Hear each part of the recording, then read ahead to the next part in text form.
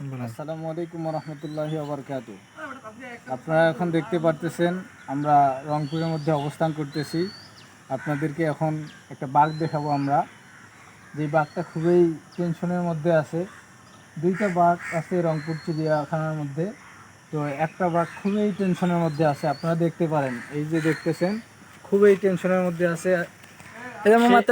গোসল করলো, এখনই গোসল করলো, করার পরে আবার জগিং করতেছে। এমন টেনশন আর প্রেশান, মনে হয় খিদা লাগছে, এজন্য সকাল সকাল খুবই জগিং করতেছে এবং টেনশনের মধ্যে আছে। খুব টেনশন তার মনে হচ্ছে। আর একটা কিভাবে শান্তশিষ্টভাবে একজন বসে আছে, আর এর কাম দেখেন না কেন, হ্যাঁ বুড়া হয়ে গেছে লেগে এতে বর্তমান যুবক। ও এই মামা আয় আয়।